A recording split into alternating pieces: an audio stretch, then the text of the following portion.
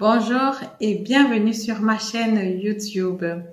Une des raisons pour lesquelles beaucoup d'Africains, beaucoup de personnes venues d'Afrique comme moi n'investissent pas sur le bien immobilier, c'est tout simplement parce qu'ils disent le temps du remboursement, il est trop long.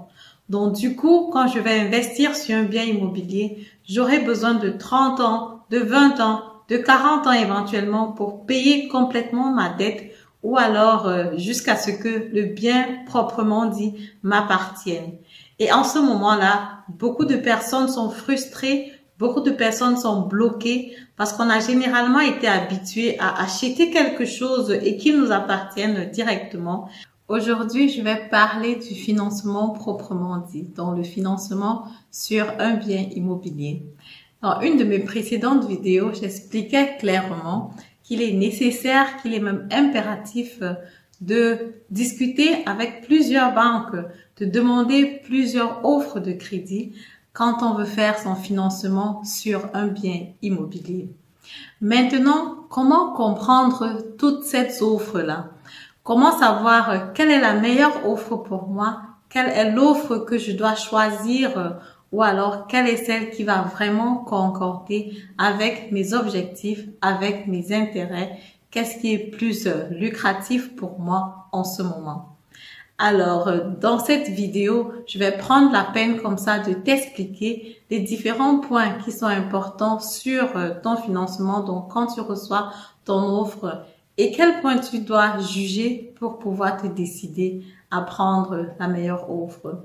Les points les plus importants sur les calculs, c'est déjà l'annuité dans le montant que tu vas payer par mois, la durée du paiement du crédit, le taux d'intérêt et naturellement aussi le taux de remboursement. Tous ces 4 points-là, je vais expliquer en détail dans ces vidéos. Donc, reste jusqu'à la fin si tu veux comprendre le raisonnement qui se cache derrière ces chiffres que tu reçois comme offre pour ton financement sur un bien immobilier. Alors, je me présente. Mon nom, c'est Madel de la chaîne Immobilier en Allemagne. Si j'ai créé cette chaîne, c'est parce que je suis convaincue qu'à travers l'immobilier, on a la possibilité de gagner sa liberté financière. Et oui, la liberté financière, c'est tellement important aujourd'hui parce qu'on sait que ce qui a été préparé pour nous, pour nos vieux jours, pour la retraite, c'est tout simplement minable et qu'il faut qu'on trouve une solution pour avoir de quoi vivre quand on sera âgé.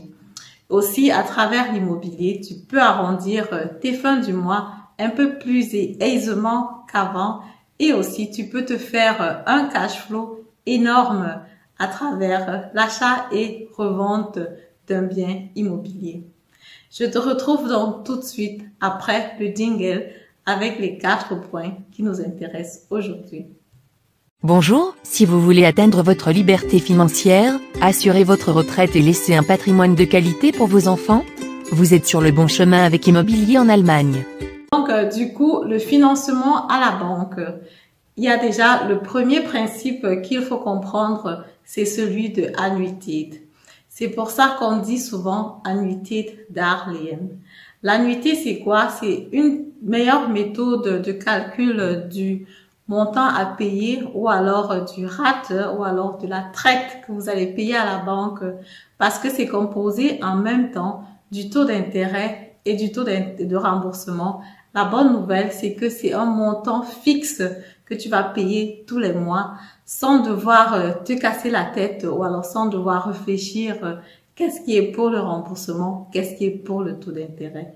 Donc du coup, ce montant d'annuité là, il est fixe. C'est un calcul qui se cache derrière, qui te permet en fait juste de savoir j'ai un montant X à payer par mois et je le paye. Une partie va aller dans le taux d'intérêt, l'autre partie va aller dans le remboursement du crédit. Donc, ça nous amène donc au deuxième point qui est donc celui du taux d'intérêt. Le taux d'intérêt, chaque fois que tu prends donc l'argent à la banque, tu dois payer un taux d'intérêt. Historiquement, le taux d'intérêt actuellement, il est vraiment bas. Il est au Keller, comme on dit ici en Allemagne. Donc du coup, parce qu'il y a 10 ans, En 1990, par exemple, quand tu prenais un financement sur le bien immobilier, tu ne payais pas moins de 10% de taux d'intérêt. Aujourd'hui, le taux d'intérêt varie de 1,2% à 2% suivant ta crédibilité. Donc, c'est tout simplement gratuit le financement sur un bien immobilier aujourd'hui. Dans ce montant d'annuité-là, il est formé d'une part du taux d'intérêt et de l'autre côté du taux de remboursement. Le taux d'intérêt, donc, c'est tout simplement l'argent que tu vas devoir payer à la banque parce que il a mis cet argent-là à ta disposition. On va prendre un exemple concret. Donc, si jamais tu as un appartement que tu as acheté et qu'il coûte 100 000 euros, le taux d'intérêt, on va aller sur un worst case, on va dire 2%, ce qui veut dire que sur un an, tu vas devoir payer 2 000 euros de taux d'intérêt. Et du coup, le taux d'intérêt, lui, quand on parle d'annuité, il va donc rester, s'augmenter jusqu'à la fin du paiement de crédit. Le paiement donc de crédit, pour ce qui est de la durée, généralement, les banques proposent 10 ans de Zinsbindung. Zinsbindung, donc ça veut dire le temps où la banque te garantit que tu vas donc payer ces 2%-là sur ce montant de 100 000 euros. Ce montant-là donc sera renégocié après 10 ans et en ce moment-là, si le taux d'intérêt sur le marché a augmenté, tu vas naturellement devoir payer plus, ou alors si le taux d'intérêt sur le marché a baissé, tu auras comme ça la possibilité de payer moins et ça sera plus agréable donc pour toi. Et il y a aussi la possibilité de prendre un Zinsbindung de 15 ans ou alors de 20 ans. 15 ans, à ce moment-là, le taux d'intérêt va être un peu plus cher parce que la garantie donc de ce taux d'intérêt fixe est plus élevé vu que personne ne sait ce qui va se passer dans le futur. Ça donne comme ça, le banquier va donc te donner un taux d'intérêt un peu plus élevé sur 15 ans que si ça avait été le cas sur 10 ans. Et sur 20 ans correspondant, ça va donc être un peu plus cher. Donc, pour prendre un exemple concret, si tu as un taux d'intérêt de 1,2%, Zinsbindung fixe sur 10 ans, sur 15 ans, tu auras tendance à être à 1,4 ou 1,5%. Mais moi, naturellement, je conseille de prendre le côté de la sécurité, vu que, comme je disais au début, les taux d'intérêt sont relativement ou alors très bas aujourd'hui. Donc, du coup, il faut aller du côté de la sécurité de prendre 15 ans ou alors 20 ans. Pourquoi pas? Donc, du coup, c'est donc comme ça que ton taux d'intérêt est calculé. Et comme je dis, prends 10 ans ou alors 15 ans si c'est possible, si la banque te propose ça, parce qu'il faut aussi dire que c'est pas toutes les banques qui coopèrent à ces niveaux-là. Moi, personnellement, je prends des taux fixes sur 15 ans, 20 ans en général, il y a très peu de banques qui le font.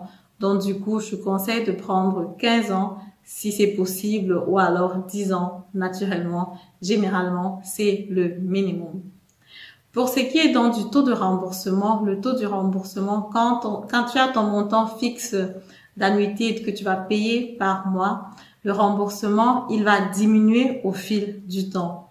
Tout simplement parce que chaque année, quand tu vas payer un certain montant X, quand le montant de ta dette diminue, le montant du remboursement est fixé sur le montant de la dette. Donc, pour être plus concret, je prends un exemple. Toujours des 100 000 euros. Si, par exemple, tu prends un crédit sur un bien immobilier de 100 000 euros et que tu dois payer 2% de remboursement sur ce bien, donc ça veut dire que le remboursement de la dette, naturellement, à la fin de l'année, tu auras donc payé 2 000 euros sur ce remboursement-là. Donc, ce qui veut dire qu'après un an, ta dette chez le banquier ne sera plus de 100 000 euros, mais plutôt de 98 000 euros. Donc, du coup, la deuxième année, tu vas devoir payer plutôt 2% de 98 000 euros. Donc, du coup, c'est comme ça donc que ton montant de dette chez le banquier, il va diminuer de 2% chaque année. Et donc, même si tu payes donc toujours un montant fixe à la fin du mois, d'un côté, le remboursement, il diminue chaque fois et le taux d'intérêt, il augmente légèrement chaque fois. Ça te permet de faire la balance et d'avoir juste un montant fixe en tête que tu dois virer pour le remboursement de ce crédit-là. Ça facilite en fait tout simplement les calculs. L'autre point donc qui est important, c'est la durée donc du remboursement de ton crédit. En général, donc si tu optes pour un remboursement qui est très faible, comme par exemple 2%, il va falloir que tu rembourses ton crédit naturellement plus longtemps. Donc, si c'était possible de le rembourser, en prenant le même exemple tout à l'heure, ton 100 000 euros, 2% de taux d'intérêt, 2% de remboursement, il va falloir rembourser ce crédit-là pendant 36 ans. Donc, c'est relativement long quand le montant de remboursement, il est bas, il est à 2%. Donc, moi, je conseille toujours de prendre un taux de remboursement de 3% parce que là, ça te permet de rembourser rapidement ta dette, surtout quand tu prends ce crédit étant déjà un peu âgé. Donc, si tu prends le crédit, par exemple, quand tu as 30 ans et que tu as 36 ans pour rembourser, bon, c'est pas grave, tu auras fini quand tu auras 66 ans, qui est l'âge de la retraite. Et en ce moment-là, tu pourras tout simplement profiter des entrées de ton bien immobilier que tu vas utiliser comme tes entrées de la retraite.